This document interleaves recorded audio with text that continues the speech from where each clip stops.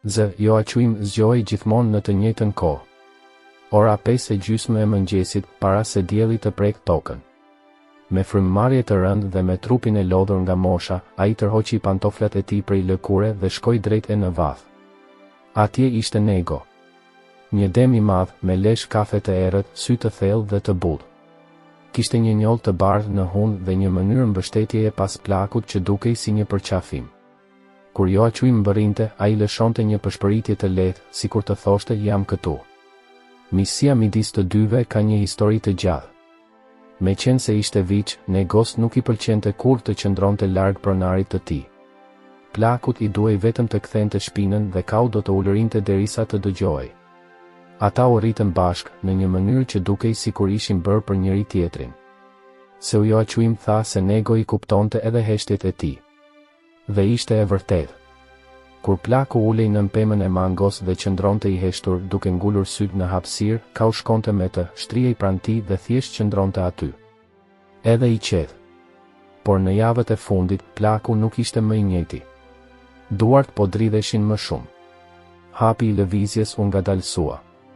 Dhe kolla, ajo kollë e thatë nuk e linte të qetë. Unë shoku ndjeva gjithçka. Ai kaloi më shumë kohë i ngjitur pas plakut se sa më parë. E ndoqa në kuzhinë duke mbështetur kokën në shpinën e tij sikur doja të mbaja peshën e tij. Fqinjet menduan se ishte e bukur, por edhe e çuditshme. Nuk kam parë kur një kafshë të tillë, thanë ata. Por kushdo që i njihte nga afër të dy e dinte se ishte dashuri. Një dashuri pa fjalë, por plot gjeste. Një puthje me hund, një pëshertim e thellë, një vështrim i gjatë. Atë mëngjes, diellit i duhej pak kohë të dilte. Qielli ishte pak gri, sikur e dinte tashmë se çfarë do të ndodhte. Joaquim u ngrit me vështirësi, duke mbështetur të dyja duart në karrige. Nego ishte tashmë te dera, duke pritur. Plaku buzëqeshi shtrembër, vuri kapelen shtrembër dhe tha, sot jam më i ngadalt, shoku. Të dy ecën ngadalt drejt oborrit të shtëpisë. Joaquim u ul në stolin prej druri dhe Nego mbështeti hundën në këmbët e tij. Plaku ja ledhatoi kokën demit me dashuri, sikur ta falënderonte pa thënë asgjë. Ata qëndruan kështu për disa minuta të mira. Era frynte lehtë, sikur nuk donte të shqetësonte. Brenda shtëpisë, gjithçka ishte e qetë. Nuk kishte radio, nuk kishte tigan në sobë. Vetëm zhurma e erës dhe dy zemra që rrahin së bashku. Plaku i mbylli syt për një moment dhe tha butësisht, nëse një ditë nuk zgjohem më kurrë, do të dish çfarë të bësh, apo jo. Ka ngriti kokën, sikur të kishte kuptuar çdo fjalë. Skena dukej si një pikturë. Një plak i plagosur nga jeta dhe një dem besnik i vendosur pranë tij. Nuk kishte nevojë të thuaj asgjë më shumë. Ata kishin një lidhje që askush nuk mund ta shpjegonte. Dhe në atë heshtje diçka ndryshoi. Koha dukej sikur ndaloi. Nego nuk u largua nga ana e plakut edhe kur ai filloi të kolliste përsëri me forcë. Ai qëndroi aty i vendosur me syt plot me lodh. Dhe plaku, edhe pse ishte i dobët, prap gjeti forcën të buzëqeshte pak. Sikur të thoshte, jemi bashkë deri në fund. Pas asaj dite me qiell gri, koha dukej se kalonte më ngadalë. Joaquim po bëhej gjithnjë e më i heshtur, më i lodhur. Fjeta më herët, u zgjova më vonë. Kolla ishte e thatë, e dhimbshme, sikur po i shyente një copë nga brenda. Por sa herë që e shikonte Negon, plaku përsëri gjente një arsye për të buzëqeshur. Je po aq kokfort sa njerëzit, tha ai, duke i kruar qafën demit. Nego mbylli syt dhe u mbështet në gjoksin e tij. Kau nuk largohej më nga ana e plakut. As për të ngrënë. Nëse plaku shkonte në balkon, Nego shkonte pas tij. Nëse plaku shtrihej në hamak, Kau do të mbështeste kokën në tokë dhe thjesht do të shikonte. Kur vinin vizitor, kafsha qëndronte midis plakut dhe derës sikur ta mbronte atë. Ishte diçka që askush nuk e mësoi, vinte nga zemra. Fqinjet filluan të thoshin se ishte çështje shpirti. Ky dem nuk është kafsh, është vëlla, tha dikur Dona Lourdes me lot në sy. Atë pasdite të vonë, dielli e lyeu qiellin me ngjyrë portokalli. Joaquim u zvarit ngadalë drejt vathës. Ai mbante një copë të vjetër mbi shpatull dhe një stol në dorë. Ai u ul në një cep dhe thiri, eja këtu, Nego eja dhe dëgjo diçka. Kau shkoi. Pa nxitim, por sigurisht. Ai u mbështet te plaku, siç bënte gjithmonë. Plaku mori frym thellë, vendosi dorën e tij të rëndë në ballin e kafshës dhe foli me zë të ulët, kur të iki, nuk do të rish në vend. Do të shkosh te kryqi. Ai kryq atje në shesh, të kujtohet? Shko atje dhe ndalo. Kaq është. Premton? Nego nuk u përgjigj, sigurisht. Por ai uli kokën dhe i preku gjoksin plakut. Zë, jo aq i mbusqeshi, syt ju mbushën me lodh. E ke. E di që e ke. Të nesërmen, plaku nuk kishte më forcë të ngrihej nga shtrati. Radioja heshte, soba ishte e ftohtë. Por kau qëndroi te dera. Duke pritur. Gjithë ditën. Gjithë natën. Ai muhabeti but, përplasi thundrën në tokë, por nuk e lëvizi që andej. Sikur e dinte që diçka do të ndryshonte. Fëmijët e lagjes filluan të komentonin, duaji i joaquimit duket i çuditshëm. Dhe ata kishin të drejtë. Djali ishte ndryshe. Shikimi ishte më i thellë. Më e dhimbshme. Kur dikush përpiqej ta tërhiqte në vath, ai ngecej. Unë nuk e pranova. Doja vetëm të qëndroja para derës, si dikush që mban një sekret. Atë mëngjes, shtëpia u errësua. Vetëm një qiri i ndezur shkëlqente në dritare. Dhe brenda saj, një heshtje tepër e rëndë për t'u shpjeguar. Trupi i plakut ishte ende i ngrohtë kur Nego filloi të ecte në rreth. Ai goditi kokën në portë, duke e shtyr fort. Por askush nuk e kuptoi.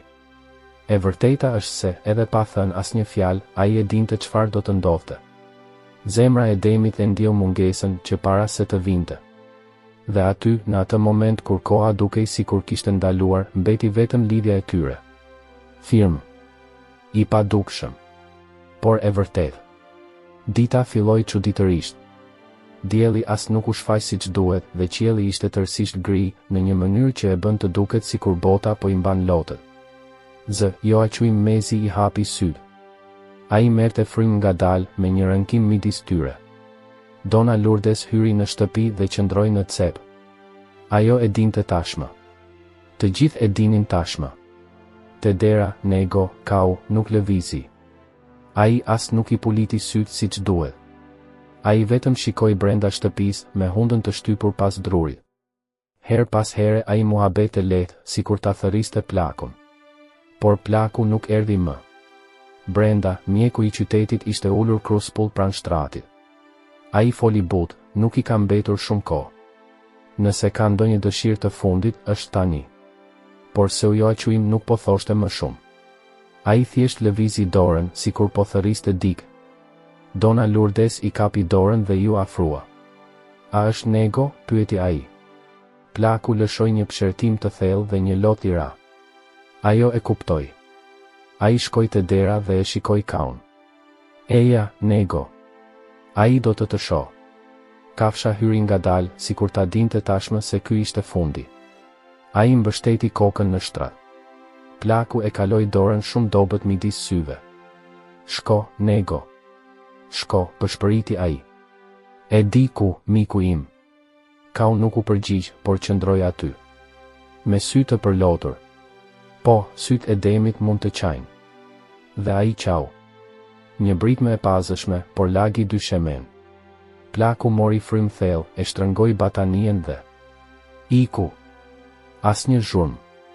Asnjë agoni. Thjesht ishte. Dhe kau e ndjeu menjëherë.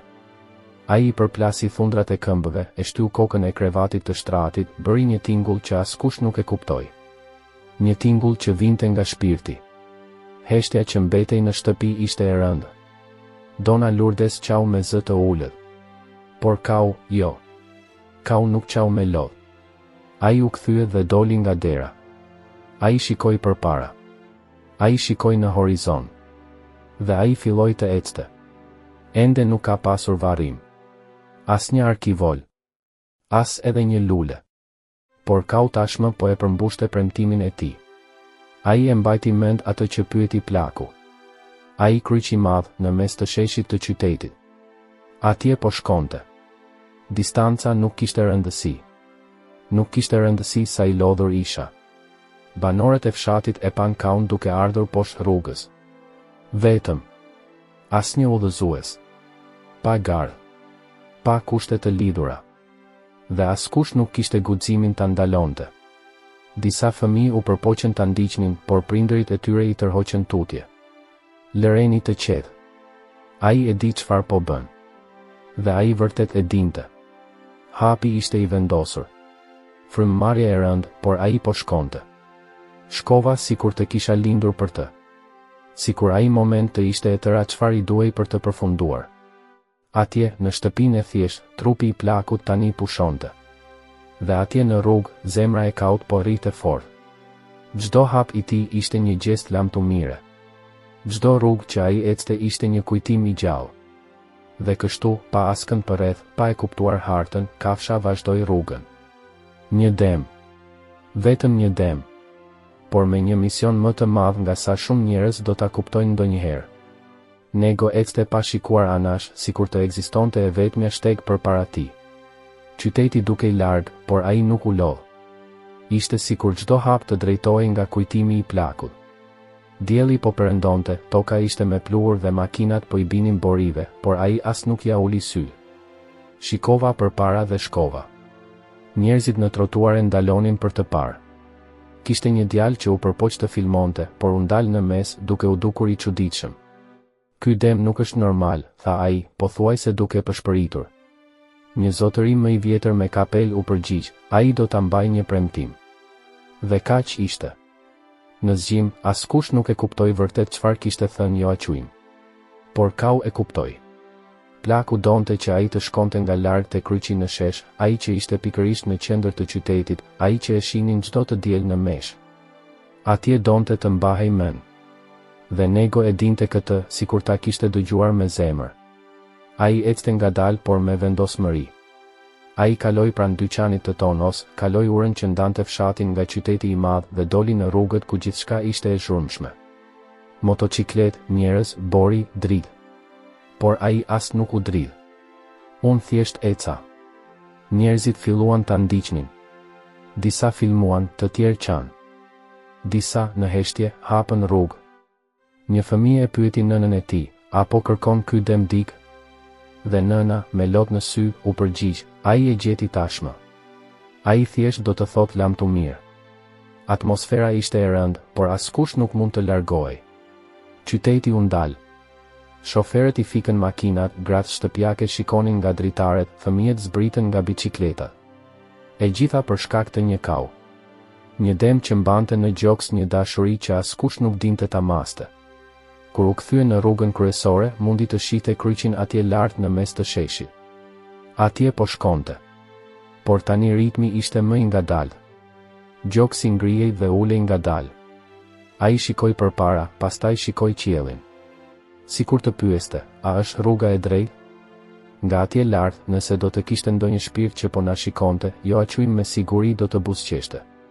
Sepse ajo që po bënte Nego atje nuk ishte diçka që do ta bënin kafshët e zakonshme. Ishte diçka për ata që e donin.